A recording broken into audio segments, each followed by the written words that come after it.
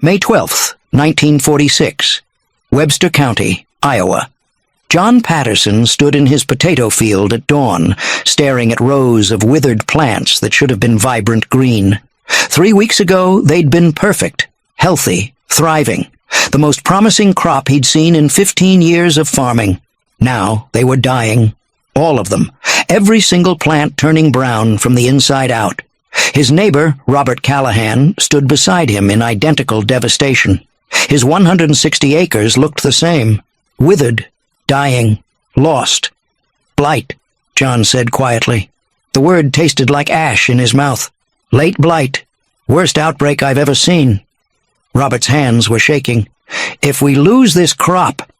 He didn't finish the sentence. He didn't have to. Both men knew what a total crop failure meant. Bankruptcy, foreclosure, the end of everything their families had built. The university agronomist had been clear. Nothing can stop late blight once it takes hold. Your crops are finished. Start planning for next year. But there was no next year if they couldn't survive this year. That's when the German woman spoke.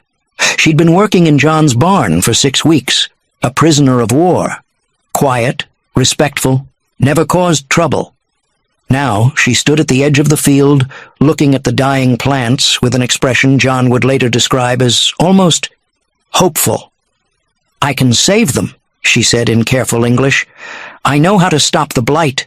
My grandmother's method, from Bavaria. It works, always works. John stared at her. So did Robert. The university agronomist had said nothing could stop it. Modern science had declared their crops dead. But this German prisoner was claiming she had a solution. What happened next would shock both farmers, transform Iowa agriculture, and prove that sometimes the most brilliant innovations come from the most unexpected sources. If you're listening right now, help me prove something wrong. My mother said I wouldn't even reach 500 subscribers, but I believe stories like this deserve to be heard. Help me show her that these tales matter. Please subscribe to Untold Captive Stories, and let's keep breathing life into stories that were never meant to stay silent. Now, let's continue. 6 weeks earlier, April 1946, Webster County, Iowa. Greta Hoffman stepped off the military truck at the Patterson farm with 11 other German prisoners of war. The spring air smelled of wet earth and possibility. She was 34 years old, born in a small Bavarian village where her family had farmed for 7 generations, captured during the final collapse of Germany, processed through a facility in New York, transported to Iowa to work on farms desperately short of labor. Everything she'd known was gone. Her village destroyed, her family scattered or dead, the farm where she'd learned agriculture from her grandmother reduced to rubble. But she still had the knowledge, the techniques passed down through generations, the old methods that modern farming had mostly forgotten. She just hadn't expected to use them here, in America, among people who'd been her enemies just months ago. The Patterson farm was 240 acres of rich Iowa soil. John Patterson was 47 years old, third-generation farmer, respected in the community. His wife Mary had died 3 years earlier from tuberculosis. He ran the farm alone now with his 15-year-old daughter, Sarah. The labor shortage during the war had nearly broken him. Too much work for one man and a teenage girl. The German prisoners had been a godsend. Strong workers, reliable, grateful for fair treatment and adequate food. John's neighbor, Robert Callahan, ran 160 acres adjacent to the Patterson property. Irish immigrant family arrived in 1903, built their farm from nothing. Robert was 52, weathered by hard work and harder times. Both men had planted potatoes as their primary cash crop. Potatoes were profitable if you grew them right. The soil was perfect. The weather had cooperated.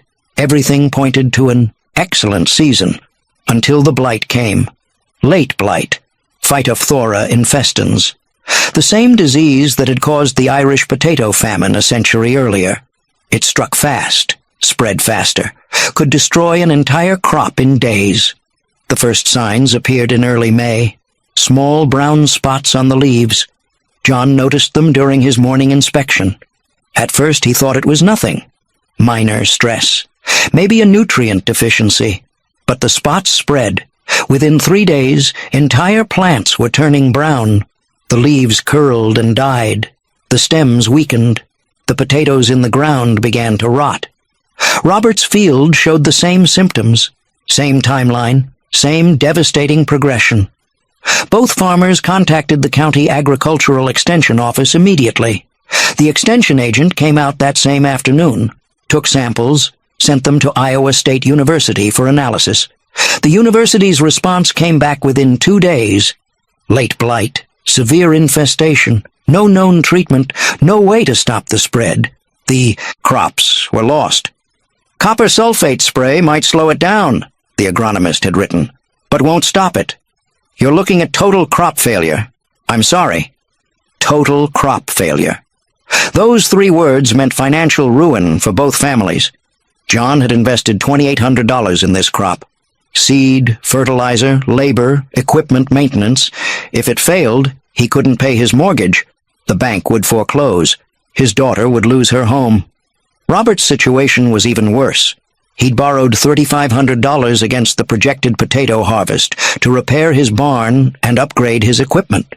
If the crop failed, the debt would crush him.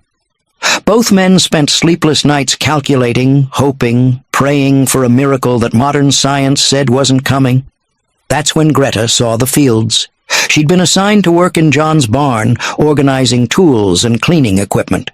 Standard prisoner labor, nothing special. But during her morning break, she'd walked past the potato fields, saw the brown leaves, smelled the distinctive rot that meant late blight. Her grandmother's voice echoed in her memory. When the blight comes, most farmers panic and lose everything. But there's a way, an old way. It works if you catch it early enough. Greta had seen late blight before, in Bavaria, 1938. It had hit her family's farm hard. They'd almost lost everything. But her grandmother had used the old method, the one passed down from her grandmother's grandmother. Generation after generation of Bavarian farmers fighting this disease. It had worked spectacularly. While neighboring farms lost their entire crops, the Hoffman family had saved 80% of their potatoes.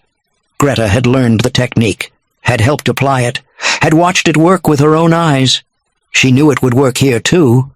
But she was a prisoner, a German, a woman. She had no standing to tell American farmers how to manage their crops. Still, watching those fields die felt wrong. Knowing she could help and staying silent felt worse. On May 10th, 2 days before John's morning revelation, Greta had approached him carefully. "Mr. Patterson, sir, may I speak with you about the potato fields?" John had looked up from his work, surprised. The German prisoners rarely initiated conversation beyond work-related questions. "What about them?" "I have seen this disease before, in Bavaria, my family farm. We had a way to fight it, an old method, very old. But it worked." John's expression had been skeptical. "The university says there's no treatment." "The university knows modern methods. This is not modern. This is traditional, from many generations." "Traditional European farming?" John's tone had been dismissive. "We're a bit past that here in America, I think." Greta had felt her face flush, but she'd persisted. "Please, Mr. Patterson, I know it sounds strange, but I have seen it work. My family saved our crop when others lost everything. I could show you, if you permit." John had hesitated. He was desperate. The crops were dying. The university had given up. What did he have to lose? "Fine," he'd said finally. "Show me." That conversation, that moment of desperation, meeting ancient knowledge, set everything in motion. May 10th, 1946, evening, John Patterson's barn. Greta stood at a wooden workbench with John and Robert watching her carefully. She'd asked permission to demonstrate the method. Both farmers had agreed, more from desperation than belief. On the bench, a bucket of wood ash from John's fireplace, a container of hydrated lime from the barn, sulfur powder purchased from the local feed store, and several glass jars. "This is what my grandmother called the 3-part blessing," Greta said, her English careful but clear. Ash, lime, and sulfur, mixed in exact proportions, applied in exact way, stops the blight. Robert frowned. Sulfur, sure, that's basic fungicide, but ash and lime, that's just folk remedy stuff. Not folk remedy, Greta corrected gently.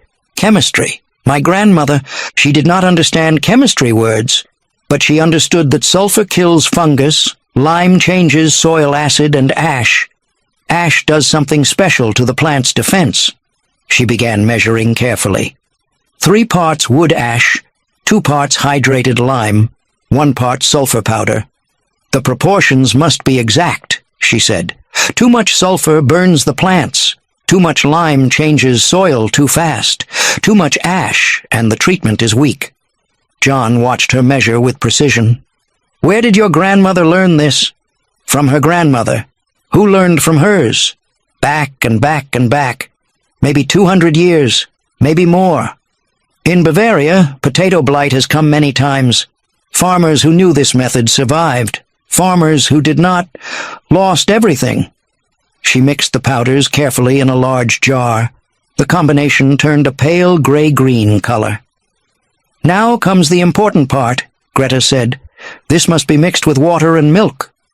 Milk? Robert looked incredulous. You're putting milk on crops? Not just any milk. Milk that is beginning to sour. Not rotten, just starting to turn. The sourness is important. Contains something that helps the treatment stick to leaves. She demonstrated with a small batch. 1 cup of the powder mixture, 1 gallon of water, 1 cup of milk that had been sitting out for 12 hours. The combination created a cloudy, grayish liquid that smelled faintly sour and earthy. This is sprayed on every leaf, top and bottom, every stem, soaks into the plant, kills the blight spores, stops the spread. If caught early enough, the plant recovers. John stared at the mixture. And this works? In Bavaria, yes, always. If applied correctly, if blight is not too advanced. Our blight is pretty advanced, Robert said grimly. I saw your fields today, Greta said. Maybe 30% affected, not 70%. Not total. You have time, if we work fast. John and Robert exchanged glances. The university had said nothing could be done. Modern agricultural. Science had declared the crops lost. But this German woman was describing a treatment that sounded both brilliant and impossible. Chemistry mixed with tradition. Science wrapped in folk knowledge. How do we apply it? John asked. Greta explained the process in detail. The mixture had to be prepared fresh each day, mixed in specific proportions, applied with hand sprayers, every plant, every leaf, both sides, complete coverage. It required enormous labor. 2 men couldn't spray 400 acres in time to save the crops, but John employed 12 German prisoners, and Robert employed 8 more. 20 prisoners, 20 sprayers. If they worked dawn to dusk, it was possible. How long does it take to work? Robert asked. 3 days, you see the blight stop spreading. 7 days, you see plants begin to recover. 14 days, you know if crops are saved. 14 days. 2 weeks to know if this ancient Bavarian method could rescue their farms from bankruptcy. John made a decision that surprised even himself. We'll try it, starting tomorrow morning. If the university can't save us, maybe your grandmother can. Greta's eyes brightened. You will not regret this, Mr. Patterson. I promise. That night, John and Robert calculated costs. The materials were cheap. Wood ash was free, lime cost pennies.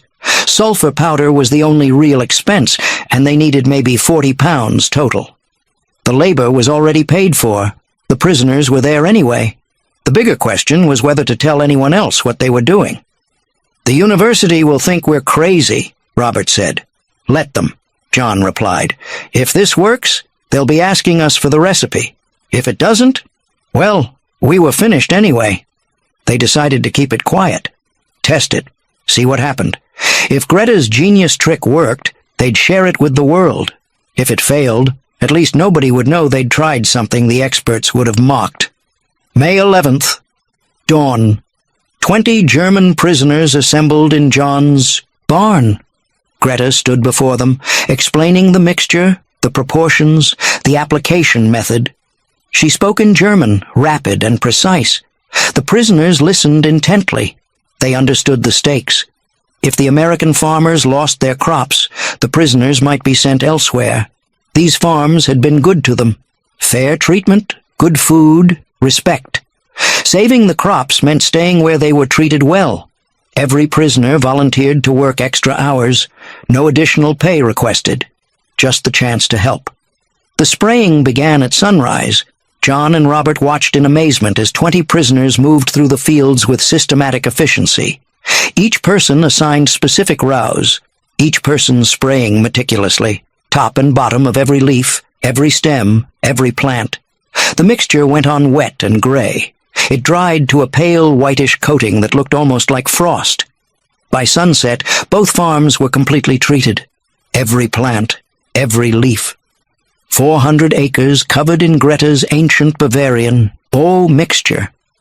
John stood at the edge of his field that evening, looking at the ghostly white coating on his dying plants. "This better work," he muttered to himself. Then he went inside to pray. May 13th. Morning. Webster County Extension Office. Agricultural Agent Dennis Walsh returned from his lunch break to find John Patterson waiting in his office. "John, I didn't expect to see you. How are the potato fields? Have you started planning for next season?" John shifted uncomfortably. "Actually, Dennis, I need to tell you something, and you're probably going to think I've lost my mind." He explained what they'd done.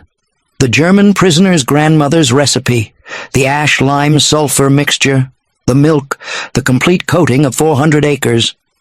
Dennis stared at him in silence for a long moment. Then he started laughing. John, please tell me you're joking." "I'm not joking. You covered your entire potato crop with wood ash, lime, sulfur, and sour milk?" "Based on advice from a German prisoner." "Who learned it from her grandmother?" "When you say it like that, it sounds worse than it is." Dennis stopped laughing. His expression turned serious. "John, I like you. You're a good farmer, but this is insane. Late blight can't be stopped with folk remedies. The science is clear." "What if the science is wrong?" "The science is not wrong.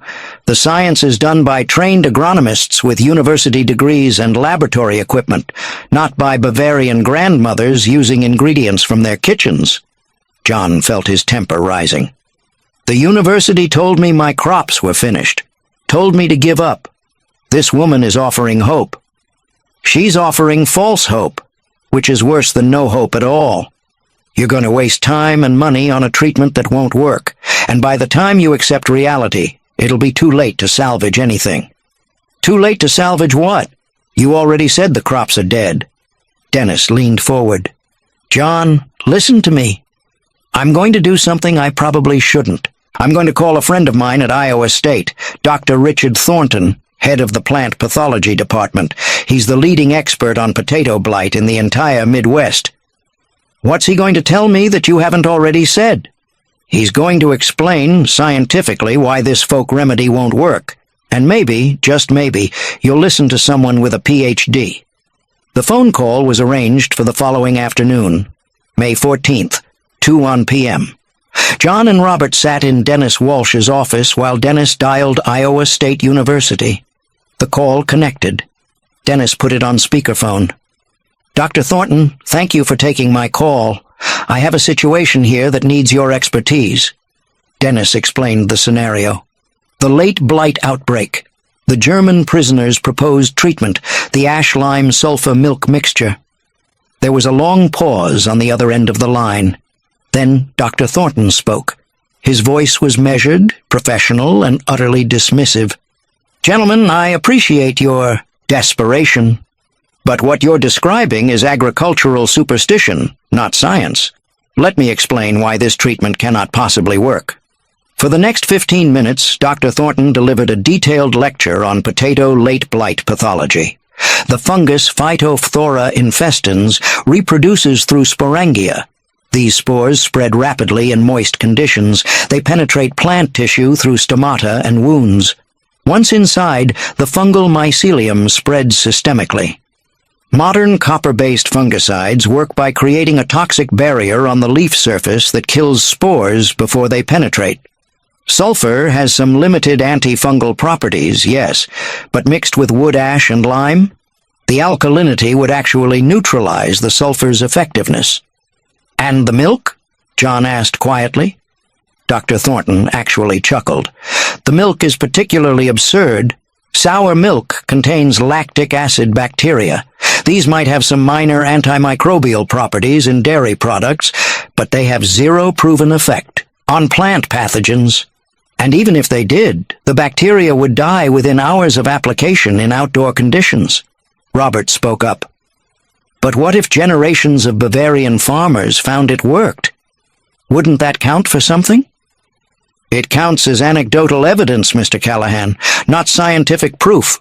Correlation is not causation. If Bavarian farms survived blight, it was likely due to factors like crop rotation, resistant varieties, or favorable weather. Not magic potions made from fireplace ash." Dennis looked at John and Robert with an expression that said, "I told you so." Dr. Thornton continued, "Gentlemen, I understand you're facing crop failure. That's devastating. But pursuing ineffective folk remedies will only make things worse. My advice is to accept the loss, file insurance claims if you have coverage, and focus on next season's planning." "Thank you for your time, Dr. Thornton," Dennis said, ending the call. The office fell silent. John felt something heavy settling in his chest. Doubt. Real, crushing doubt. The leading expert in the entire Midwest had just explained scientifically why Greta's method couldn't possibly work. Had he just wasted 3 days?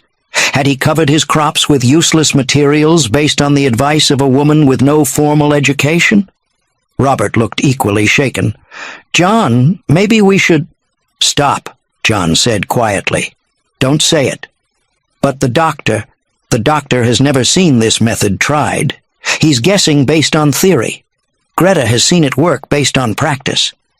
John, he has a PhD from— I don't care if he has 10 PhDs. John's voice rose. That man has never stood in a field watching his entire livelihood die. That man has never had to choose between a university scientist who says nothing can be done and a prisoner who says she knows a way. Dennis intervened. "John, he's trying to help. By telling me to give up? That's not help. That's surrender." John stood up. "I'm going to finish what we started.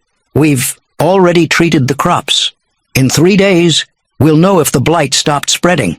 In 7 days, we'll know if the plants are recovering. In 14 days, we'll have our answer." "And when it fails?" Dennis asked. "Then I'll apologize to Greta for wasting her time, and I'll thank her for at least trying to help when everyone else had given up." John walked out. Robert followed him. Outside, Robert caught up. "John, wait. Are you sure about this?" "No, I'm not sure. But I'm sure I'd rather fail trying something than succeed at doing nothing." They drove back to the farms in silence. That evening, John found Greta in the barn. She was cleaning equipment, preparing for the next day's work. "Greta, I need to ask you something." She turned, saw his expression. "The university man said it will not work." It wasn't a question. She knew. "Yes, the leading expert, PhD, told us it was impossible. Said your grandmother's method was superstition." Greta nodded slowly. "And now you doubt?" "Yes." She set down her tools, looked at him directly. "Mr. Patterson, I understand. You trust science, you trust universities, you trust experts. This is good, this is smart. But sometimes experts do not know everything. Sometimes knowledge exists outside universities. My grandmother could not explain why the treatment worked. She did not know chemistry words. She did not understand fungal pathology. She just knew that it worked. Always. Every time." "How can you be so sure?" "Because I have seen it. Not once. Many times.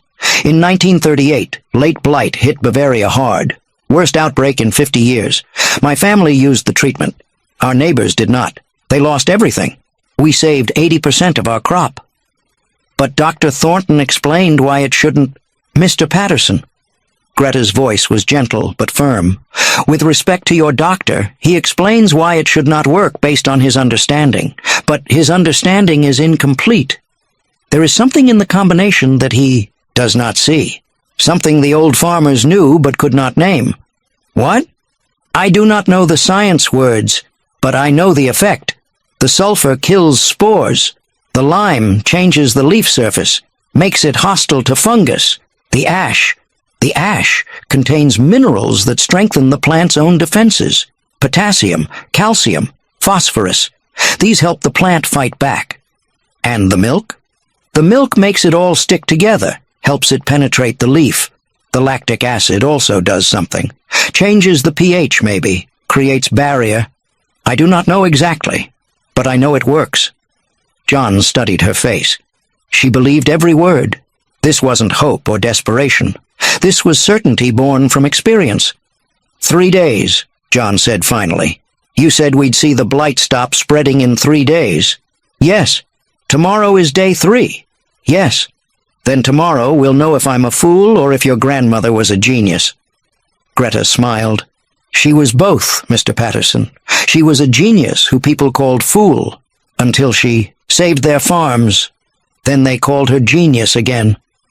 John left the barn feeling slightly better, but doubt still gnawed at him, because Dr. Richard Thornton had sounded very certain, very scientific, very right. And Greta had just sounded old-fashioned. Tomorrow would tell the truth. May 15th. Dawn. The 3rd day. John Patterson walked through his potato field before sunrise. He'd barely slept. His mind kept running through Dr. Thornton's lecture, the scientific reasons why this couldn't work. He knelt beside a plant that had shown advanced blight symptoms 3 days ago. Back then, the leaves had been 30% brown. The stem had shown dark lesions. The plant had been clearly dying. Now, John looked closer. The brown areas hadn't spread. He examined leaf after leaf. The blight damage from 3 days ago was still there, but it hadn't grown. No new brown spots, no new lesions. The spreading had stopped. John stood up, his heart pounding. He walked to the next plant. Same thing. Old damage visible. No new damage. Next plant. Same. Next plant. Same. He broke into a run, moving through the rows, checking plant after plant after plant. The blight had stopped spreading. Completely. Every plant in the field showed the same pattern. Old damage frozen in place. No new infection. Robert appeared at the field edge, running. John! John! My fields! The blight stopped. It stopped spreading. The two farmers stood in the middle of 400 acres of potato plants that should have been dead, but weren't. The blight had stopped, just like Greta said it would. John found her in the barn 20 minutes later. It stopped, he said simply. Greta looked up from her work. Yes, I told you it would. How did you know? How could you be so certain when the university expert said it was impossible? Because I have seen it before, Mr. Patterson. Science explains how things work. Experience proves they work. Sometimes experience comes first. That afternoon, Dennis Walsh drove out to inspect the fields personally. He'd heard the news, didn't believe it. He walked through both farms with John and Robert, examined hundreds of plants, took samples. This is incredible, he muttered. The blight progression has completely halted. Does that mean the crops are saved? Robert asked. Dennis hesitated. It means they're not getting worse, but the damaged tissue is still damaged. The question now is whether the plants can recover. Greta said we'd see recovery starting at day 7, John said. Dennis looked skeptical. That would require the plants to regrow damaged leaf tissue, which, theoretically plants can generate new growth, but with this level of stress... Let's wait and see, John said firmly. May 19th, day 7. New growth appeared. John noticed it first during his morning inspection, small green shoots emerging from the stems of plants that had been nearly dead a week ago. Fresh leaves, healthy, no blight damage. The plants were regenerating. By afternoon, Robert confirmed the same phenomenon in his fields. New growth everywhere.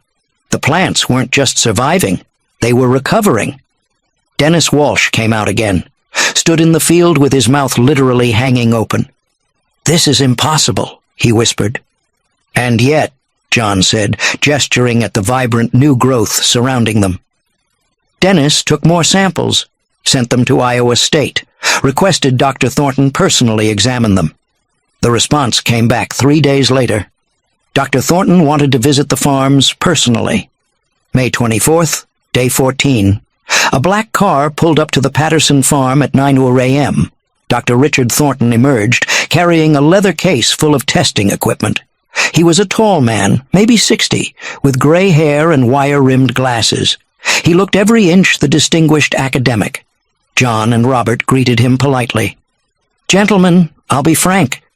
When Dennis sent me samples showing healthy tissue from plants that should be dead, I thought there was a mistake. But he assured me the samples came from your fields, so I needed to see this myself." "Be our guest," John said. They walked through the fields, all 400 acres. Dr. Thornton examined plants, took soil samples, measured new growth, checked leaf tissue under a portable microscope. He worked in silence for 3 hours. Finally, he straightened up, looked at John and Robert. "This shouldn't be possible," he said quietly. "But it is," John replied. "Yes, it is." Dr. Thornton removed his glasses, cleaned them slowly. "The blight damage has not only stopped spreading, it's been compartmentalized. The plants have somehow isolated the infected tissue and generated new growth from healthy stems. I've never seen recovery this complete from late blight." "Will you tell him his folk remedy was superstition?" Robert asked, unable to keep the edge from his voice. Dr. Thornton looked at him. "No, I'll tell him I was wrong. Science without observation is just theory. You observed results I said were impossible, which means my theory was incomplete." He turned to John. "I understand this treatment came from a German prisoner. I'd like to speak with her." Greta was brought from the barn. She stood before the distinguished professor, her work clothes dusty, her hands rough from labor. "Fräulein," Dr. Thornton said in careful German, "I owe you an apology. I dismissed your treatment as folklore, but your results are undeniable. Would you be willing to explain the method to me, in detail?" Greta explained everything, the proportions, the application technique, the timing, her grandmother's observations about when it worked and when it didn't. Dr. Thornton took notes. Furious notes, pages and pages.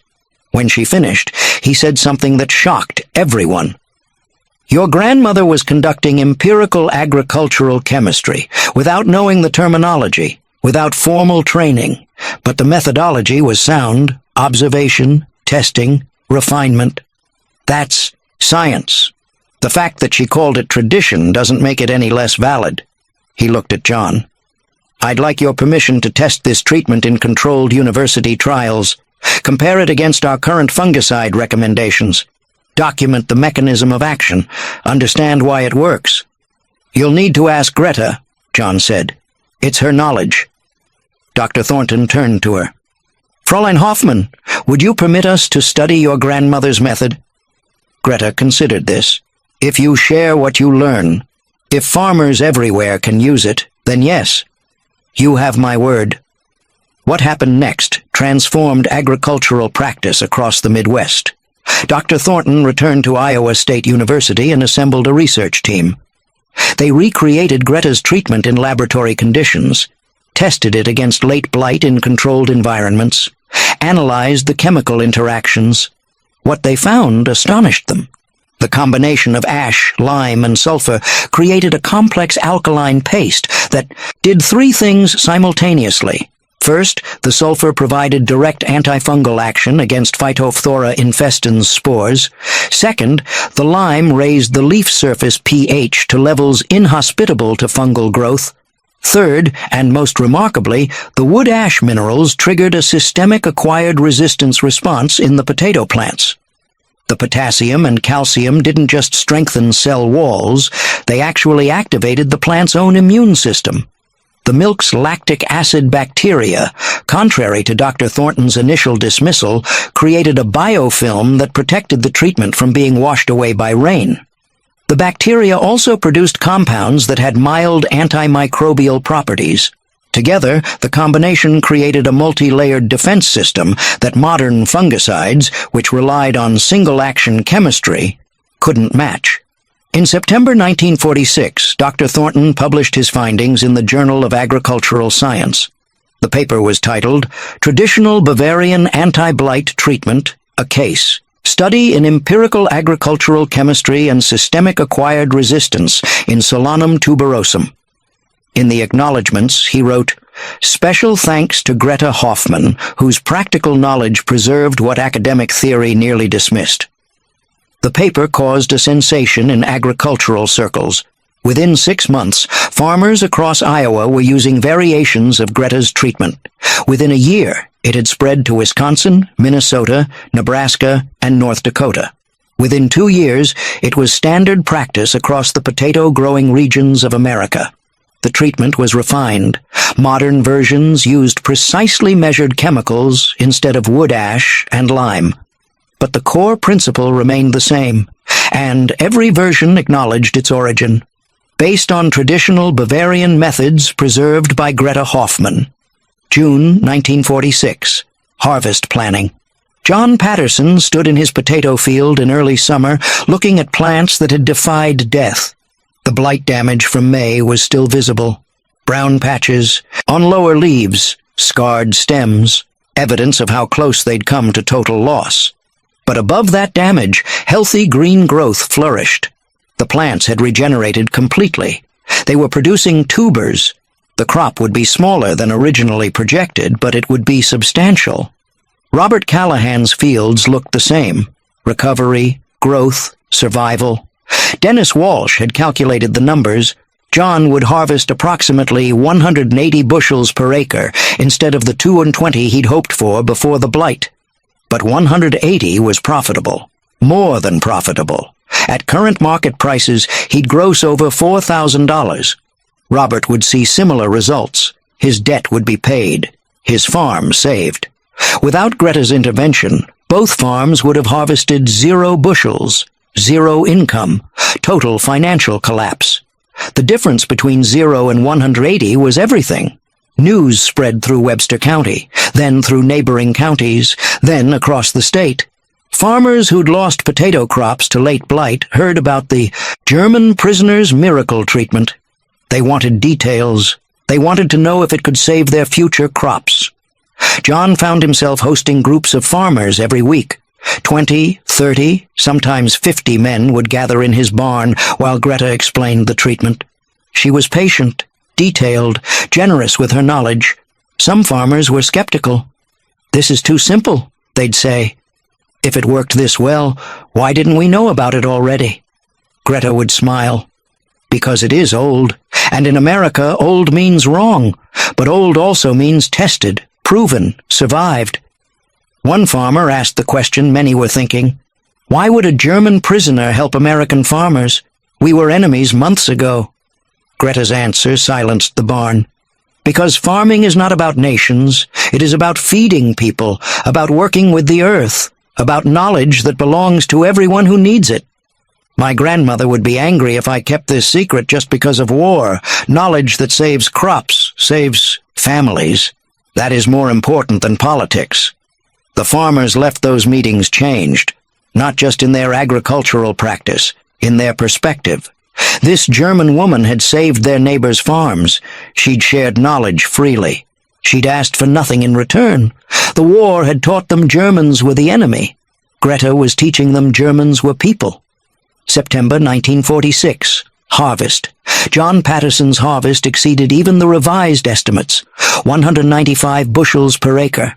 The plants had recovered so completely that the final yield was only slightly below a normal season. Robert Callahan harvested 188 bushels per acre. Together, the two farms produced 68,600 pounds of potatoes worth $4,800, $0 to $4,800, because a prisoner had spoken up. The harvest celebration was held at John's farm. Both farming families, all 20 German prisoners who'd helped with the treatment application, Dennis Walsh, Dr. Thornton from Iowa State, and Greta, the guest of honor. John stood before the assembled group and raised his glass. 3 months ago, I thought we were finished. The university told us nothing could save the crops. Science told us to give up, but one woman told us she knew a way. He looked at Greta. That woman had every reason to stay silent. She was a prisoner, a foreigner, a woman in a male-dominated profession. She could have watched us fail and felt no guilt. Instead, she offered help.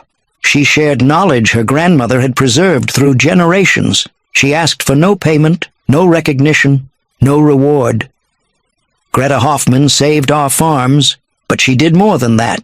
She taught us that wisdom exists outside universities, that enemies can become friends, that the greatest gifts come from the most unexpected sources. He raised his glass higher. To Greta, and to her grandmother, who preserved knowledge that crossed an ocean and saved Iowa farms. Everyone drank. Greta stood, wiping tears from her eyes. Thank you, Mr. Patterson, but I did only what my grandmother taught me. Share what you know. Help who you can. The earth provides for everyone, but knowledge must be shared. Dr. Thornton stood next. Miss Hoffman, on behalf of Iowa State University, I want to formally apologize for my initial dismissal of your treatment, and I want to offer you a position. The barn went silent. We're establishing a new research program on traditional agricultural knowledge, methods that survived generations but haven't been studied scientifically. We need someone who understands both the old ways and can help us understand why they work. He paused. The position comes with a salary, a place to live, and a pathway to American citizenship. Greta stared at him. You are offering me a job at a university? A research position, working with our agronomists to document and validate traditional farming methods from around the world. You'd be perfect for it. John added quickly, and until you start, you're welcome to stay here. Work on the farm, if you want, or don't. Just stay. Greta looked around the barn, at the faces of people who'd been her captors 6 months ago, who'd become her friends, her family. Germany was rubble. She had no home to return to, no family waiting. But here, in Iowa, she'd found something unexpected. Purpose, respect, belonging. Yes, she said quietly, I will stay. The barn erupted in applause. October 1946. Greta Hoffman began her work at Iowa State University as the first-ever research specialist in traditional agricultural knowledge. Her office was small. Her title was unofficial. But her impact was immediate. She worked with Dr. Thornton's team. Possible becomes possible. Webster County, Iowa. Greta Hoffman died peacefully in her sleep at age 74. She'd lived in Iowa for 40 years, never married, never returned to Germany. Her funeral was attended by hundreds, farmers whose crops she'd saved, scientists she'd trained, students she'd taught. John Patterson's daughter, Sarah, gave the eulogy. Greta Hoffman arrived in Iowa as a prisoner of war. She left this world as a pioneer of sustainable agriculture. In between, she revolutionized how we think about farming, knowledge, and the value of tradition. My father always said Greta saved our farm, but she did more than that. She saved our understanding of what expertise means. She proved that wisdom exists outside universities, that innovation can come from unexpected sources, that the person we overlook might be the genius we need. Iowa is better because Greta Hoffman refused to stay silent.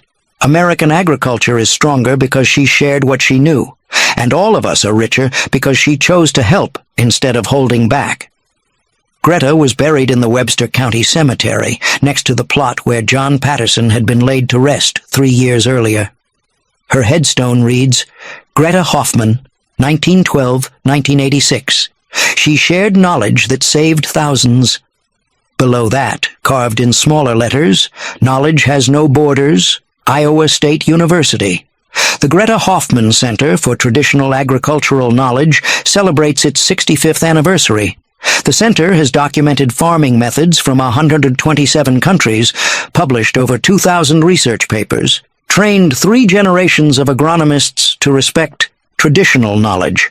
The original potato treatment is still taught, still used, still saving crops. A plaque in the center's entrance hall tells Greta's story. The prisoner who became a pioneer, the woman who saved Iowa farms with her grandmother's genius trick. Students read it every day.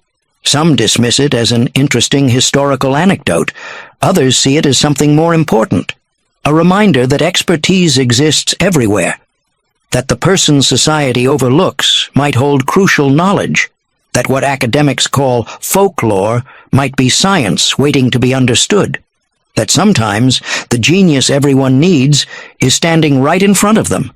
They just have to listen. The Hoffman method is still used today. Commercial potato farmers across the world employ variations of the ash-lime sulfur treatment. Modern versions are more refined, precisely measured, industrially produced. But the core principle remains unchanged, because Greta Hoffman's grandmother was right. The 3-part blessing works. It has saved millions of tons of potatoes, prevented countless crop failures, protected thousands of farming families from bankruptcy, all because one German woman prisoner refused to document not just her grandmother's potato treatment, but dozens of other traditional methods she'd learned in Bavaria. Crop rotation patterns that prevented soil depletion, natural pest deterrents using companion planting, soil amendment techniques using local materials, water conservation methods that predated modern irrigation. Each technique was tested, validated, refined, published. Within 2 years, the program expanded. The university recruited traditional farmers from across Europe and Asia, Polish vegetable growers, Italian orchard keepers, Dutch dairy farmers, all of them bringing knowledge that academic agriculture had dismissed as folklore. All of them proving that old methods, when properly understood, were often superior to modern techniques. The potato treatment became known formally as the Hoffman method in agricultural literature. Informally, farmers just called it the Bavarian trick. By 1950, late blight outbreaks in Iowa decreased by 70%. The Hoffman method prevented most infections before they became severe. By 1960, variations of the treatment were used across the United States, Canada, and parts of Europe. By 1970, it was standard practice worldwide. Millions of tons of potatoes were saved. Thousands of farms avoided bankruptcy. All because a German prisoner had refused to stay silent. Webster County, Iowa. Greta Hoffman became an American citizen.